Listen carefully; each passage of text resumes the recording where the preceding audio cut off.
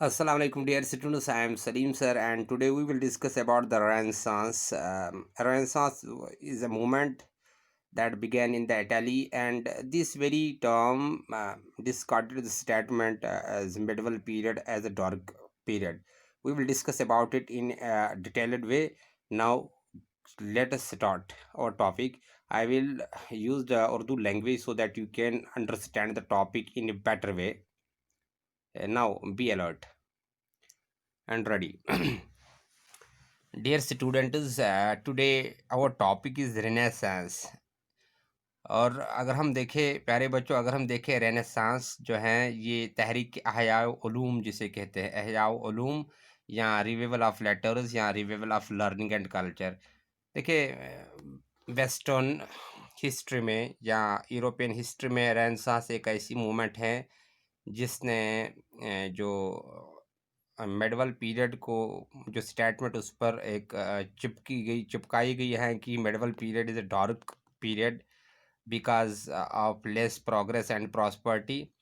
तो ये रेनेसांस जो मूवमेंट है ये इस चीज़ को अलग कर देंगी, ये इस चीज़ को ख़त्म कर देंगी, ये इस चीज़ को डिस्कार्ड कर देंगी, इस स्टेटमेंट को डिस्कार्ड कर देती हैं, क्योंकि रेनेसांस से हमको समझ में आता है कि मिडवल दौर में ये जो रिवाइवल ऑफ लेटर्स हुआ यानी इल्म को दोबारा पढ़ा गया, इसके पीछे कारण क्या था और ये रेनेसांस ने किस तरह मदद की मेडवल पीरियड को ट्रांसफॉर्म करने में एज ए मॉडर्न पीरियड। यानी मेडवल पीरियड रेनेसांस से मॉडर्न पीरियड में किस तरह तब्दील हुआ, इस पर हम बड़ी विचार के साथ बात करेंगे। आप रेडी रहें। देखिए, पहले जो इस टर्म का माने हैं यानी रेनेसांस, अगर हम इस टर्म को ले तो ये असल में फ्रेंच टर्म है। ये आपको याद रखना चाहिए कि रेनेसांस जो है बेटा ये फ्रेंच टर्म है जिसके माने हैं रिबर्थ। रिबर्थ। अब आपके जहन में क्वेश्चन भी आता होगा कि जो पैदा हुआ है वो दोबारा पैदा कैसे होगा। मानो कि कोई बच्चा, ये किसी बच्चे की बात नहीं हो रही बेटा, ये तो हम लिटरेचर की बात कर रहे हैं, ये तो हम आर्ट की बात करते हैं, ये तो हम फिलॉसफी की बात कर रहे हैं, ये तो हम हिस्ट्री की बात कर रहे हैं, ये तो उस कल्चर और लर्निंग की हम बात कर रहे हैं जो लाइल्मी की वजह से दुनिया के पारों से ख़त्म हो चुका था। लेकिन रेनेसांस के दौर में ये दोबारा जो मेडवल पीरियड में जो कुछ लिखा गया था, एंशिएंट पीरियड में जो कुछ भी लिखा गया था, या ग्रीको रोमन ने दुनिया को जो कुछ भी कंट्रीब्यूशन दी थी, चाहे आर्ट में दी थी, चाहे फिलॉसफी में दी थी, चाहे हिस्ट्री में भी दी थी, या कल्चर में भी दी थी, या लैंग्वेजेस में दी थी, तो वो या लिटरेचर में दी थी, उस सब का नक्शा हम इस रेनेसांस के ज़रिए आपके सामने पेश करेंगे। बेटा, अब ये सुन लीजिए कि रेनेसांस जो है ये मूवमेंट, पहले ये पर आपके दिमाग में आ गई कि रेनेसांस का मतलब ये फ्रेंच टर्म है जिसके मतलब है रिबर्थ यानी नए जन्म लेना, और उर्दू में इसको तहरीक की अहयाओ उलूम कहते हैं। तहरीक किसे कहते हैं? किसी मूवमेंट को जो स्टार्ट हो, जिसकी बिगनिंग हो, जिसका कोई मोटिव हो और जिसका एंड हो। अहया कहते हैं यानी अगर अहया हम कहें तो यानी जिंदा।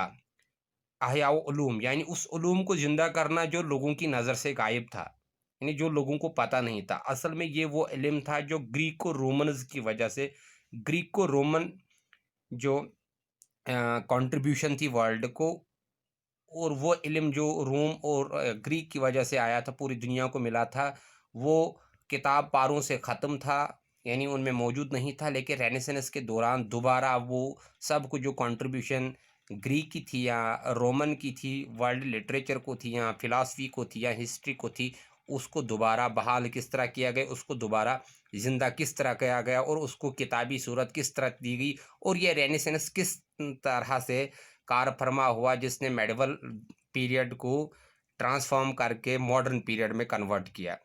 और रेनेसांस में ह्यूमनिज्म, जिसको हम ह्यूमनिज्म पीरियड भी कहते हैं, इसमें एक पॉइंट, इस बात पे हम अच्छी तरह दलील के साथ बात करेंगे। ये रेनेसांस ह्यूमनिज्म पे ज़्यादा जोर क्यों देता है? क्योंकि हम जानते हैं मिडवल दौर में रिलीजन ज़्यादा डोमिनेंट था, लेकिन रेनेसांस जो है ये ये डिवाइन या ग्लोरी ऑफ गॉड जो चीज़ें डिस्कस की जाती थी मिडवल तौर पर, तो इन चीज़ों को, इस पर कोई भरोसा नहीं।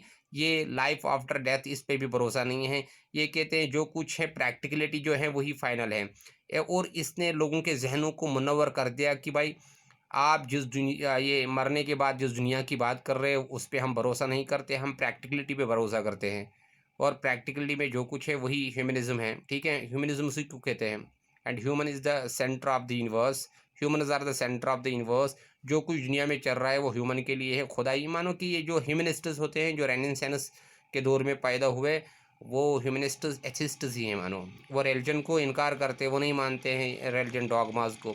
अब बात रह गई कि सिंपल से कि रेनेसांस जो है ये फ्रेंच टर्म है, रिबर्थ इसके माने हैं यानी दोबारा जन्म लेना।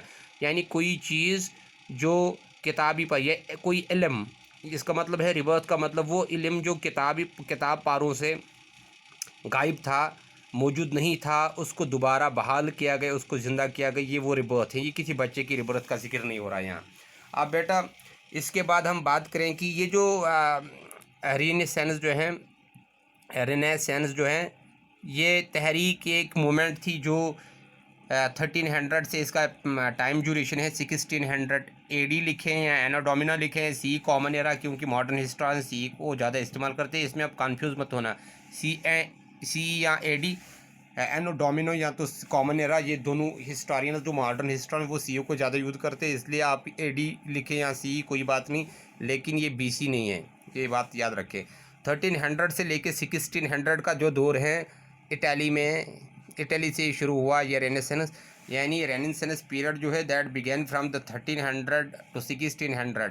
It cover the period of about 300 years and this movement renaissance began from the Italy. ये इटली से शुरू हुई। और रेनेसांस का सिंपल माने क्या है, बस Greco Roman contribution to Greco-Roman contribution to art, philosophy and art, philosophy, history, learning and culture, उसी को दोबारा रिविजिट करना यानी दोबारा पढ़ना, उस पर दोबारा नज़र मारना, यही है। ताकि इससे हमको समझ में आए कि ग्रीक और रोमन ने दुनिया को क्या कंट्रीब्यूट किया, आर्ट के मामले में क्या कंट्रीब्यूट किया, फिलासफी के फील्ड में क्या कंट्रीब्यूट किया, हिस्ट्री, लर्निंग या कल्चर, इन सबों में क्या कंट्रीब्यूट किया, इसी को हम रेनेसांस कहते। अब ये बात आ गई समझ में कि रेनेसांस वो पीरियड था जिसमें Greco Roman history, Greco Roman philosophy, Greco Roman art, Greco Roman literature, Greco Roman learning and culture को दोबारा पढ़ा गया, ताकि लोगों को यानी वेस्टर्न वर्ल्ड, यूरोपियन कॉन्टिनेंट को ये बताया जाए कि what is the contribution of Greco Romans in the field of art, philosophy, history, culture and learning. तो इस बात से बेटा ये बात आपके सामने जिस तरह मैंने पहले लेक्चर में कहा था कि some historians call the medieval period as the dark period because there was less progress in art, literature, history, बाकी मामलों में कम ये जो तरक्की हुई थी। लेकिन ये जो रेनेसांस पीरियड जो है ये डिनोट करता है कि भाई ये इस स्टेटमेंट को ये क्या कहते हैं डिस्कार्ड करते हैं, यानी इस स्टेटमेंट को टोटल अलग कर देता है कि नहीं भाई मेडिवल पीरियड जो था that was not a dark period because during medieval period there was a period when Greco Roman contribution to art, philosophy and history was revisited by the scholars of the time. इस दौर के scholars जो थे मानो के dent थे, इस दौर के स्कॉलर थे या इस दौर के स्कॉलर मैकियावेली इस दौर के स्कॉलर थे, इमैनुएल कांट थे इस दौर के स्कॉलर थे।